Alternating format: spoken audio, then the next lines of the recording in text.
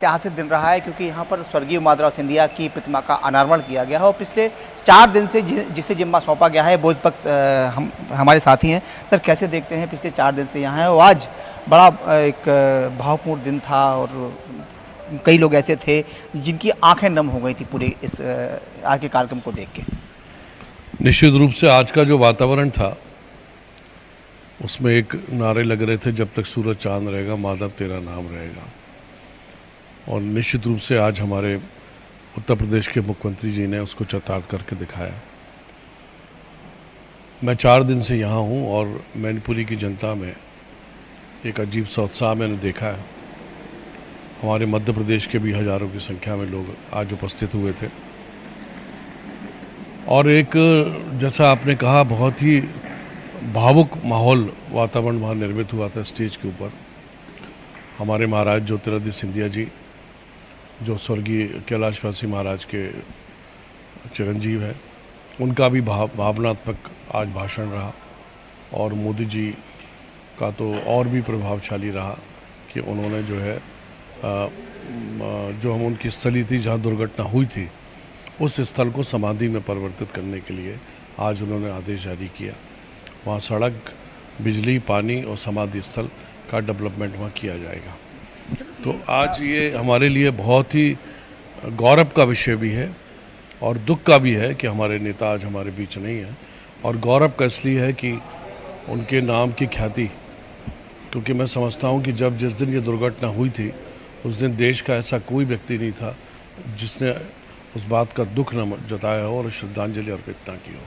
Sir, एक बड़ा सवाल है क्योंकि आपकी उम्र से शायद छोटे होंगे सिंधिया जी, ज्योतिरादित्य सिंधिया जी। आपने राजनीति का काकागा शायद माधवराव सिंधिया से सीखा होगा, जहाँ तक मुझे लगता है। तो एक कैसे देखते हैं आप कि वो जो पीढ़ी थी वो वर्तमान पीढ़ी है, आपने दोनों पीढ़ी के साथ काम किया है, वर्तमान में आप कर ही रहे हैं उनके, आप यहाँ पे काम कर रहे हैं मध्य प्रदेश में। उस समय दैट टाइम ही वाज एक बिग लीडर और आप उसमें राजनीति का काका सीख रहे थे। तो क्या बेसिक अंतर क्या सीखा आपने? कोई ऐसा कोई घटनाक्रम रहा हो या ऐसी कोई याद रही हो जो आपको अभी तक चुभती हो उनकी याद के रूप में? ये मेरा सौभाग्य रहा कि कैलाशवासी महाराज का आशीर्वाद मुझे बहुत प्राप्त हुआ और जब मैं 25 वर्ष का था एक क्रिकेट टूर्नामेंट में मेरी उनसे मुलाकात हुई थी और उन्होंने मुझे बुलाकर बॉलिंग करने का बोला था और मैंने बॉलिंग की। बॉलिंग के बाद उन्होंने मुझे बुलाया, मेरी पीठ थपथपाई और मेरे को कहा कि मिलते रहना और इसी तरीके से खेल मैदान में बढ़िया काम करते रहना। और उस दिन का दिन है कि आज तक वो परिवार का साथ हम नहीं छोड़ पाए और ना कभी छोड़ पाएंगे। बहुत ही प्रेम आत्मीयता से उन्होंने हमारा साथ दिया, संकटों में, दुख में, सुख में, हर घड़ी में सिंधिया परिवार हमारे साथ खड़ा रहा हमेशा। और आज हम मंत्री हैं तो उनकी बदौलत है। सर, बड़ा सवाल उठता है कि अगर हम बात करें 20 साल पुरानी, तो आज मैं योगी जी जब बोल रहे थे मंच पे तो हमने भी सुना था और ये कहा था कि उस समय जब वो दुर्घटना के उनका प्लेन हुआ तो जितने भी दल के लोग थे, चाहे भाजपा हो, कांग्रेस हो, किसी दल के लोग हो, सारे दल के लोग इकट्ठे होकर कहीं ना कहीं संवेदनशीलता के साथ उनके साथ थे, पूरा देश उनके साथ था। उस राजनीति में और आज की 20 साल, क्योंकि 2 दशक ज़्यादा हो गया है, तो क्या अंतर क्या महसूस करते हैं दोनों समय की राजनीति में? क्या आज भी ऐसा संभव है? देखिए, कैलाशवासी माधवराव सिंधिया जी का व्यक्तित्व बहुआयामी था। एक विराट व्यक्तित्व के धनी थे और किसी भी पार्टी का कोई भी नेता या कार्यकर्ता होता था उसको सम्मान वो देते थे हमेशा, उसके कार्यों को भी करते थे जब वो मिनिस्टर थे। और यही कारण था कि जब उनका देहांत हुआ और दुर्घटना हुई उस समय ग्वालियर में उनके दाह संस्कार में देश की कोई भी ऐसी पार्टी नहीं थी जिसका नेता ना आया हो, बल्कि पूरी पार्लियामेंट ही उनको श्रद्धांजलि देने के लिए उमड़ पड़ी थी। ये बात सच है कि ये सब व्यक्तित्व के ऊपर निर्भर करता है। आज के माहौल में ये चीज़ें कम देखने को मिल रही हैं क्योंकि राजनीतिक शत्रुता बहुत कहीं हद तक देखने को मिलती है और उस समय ये सब वातावरण नहीं था। आज और कल में बहुत फ़र्क महसूस करते हैं।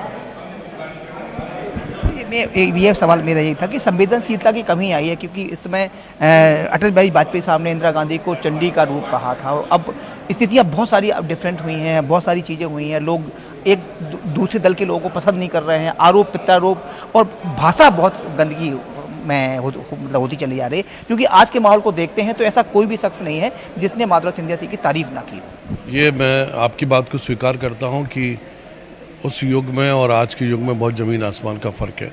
उस समय में और आज के समय में भाईचारे का थोड़ा सा कमी मेरे को महसूस हुआ, खासकर राजनीतिक दलों में, और ये नहीं होना चाहिए। वैचारिक लड़ाई अपनी है, सबका सोच अपना है, नज़रिया अपना है, किंतु व्यक्ति का जो पोषण होता है उसमें मोहब्बत होनी चाहिए, प्रेम होना चाहिए, और पार्टी से हटकर भी बहुत सारी चीज़ें करनी चाहिए। जी राहुल, हाँ, साफ तौर पर हम देखो ये सिसोदिया जी के साथ भी उनके कार्यकर्ता भी हैं, साथ कह सकते हैं कि उनके भाई जैसे जो भाजपा कहती है कि देवतुल्य कार्यकर्ता हैं, उनसे उनके साथ में बाइट लेंगे तो शायद उन्हें भी अच्छा लगेगा। कैसे देखते हैं, युवा हैं आप, एक नेतृत्व के साथ में कैसा लगा 3 दिन? मैं सचिन यादव हूँ, फिरोजाबाद ज़िले से, और माननीय मंत्री जी के साथ मैं 4 दिन रहा। इतना कुछ अनुभव मिला, इतना कुछ सीखने को मिला, मुझे लगता है मेरे जीवन भर मैं ये याद रखूंगा, ये दिन को कभी भूल नहीं पाऊंगा। कैसे देखते हैं मंत्री जी के साथ भी अभी लाइव चल रहा है इनका, तो आप मंत्री जी का स्वभाव ही ऐसा है कि हर किसी से प्रेम कर बैठते हैं। अच्छा, प्रेम कर बैठते हैं जी। क्या बात है सर, सिंधिया जी से ये भी सीखा है आपने के है? निश्चित रूप से ये देन बड़े महाराज की है।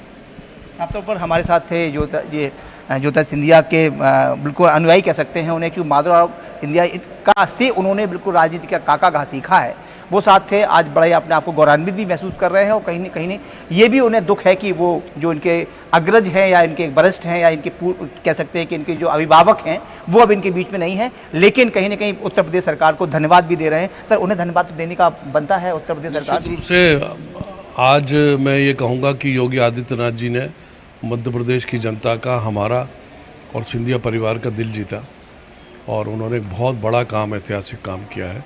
उसके लिए मैं दिल से और अपनी आत्मा से योगी जी को बहुत बहुत धन्यवाद देता हूँ। साफ तौर पर कहेंगे कि स्वदेश परिवार भी इस पूरे जो घड़ी है पूरे परिवार के साथ है और अपनी विनम्र श्रद्धांजलि अर्पित करता है।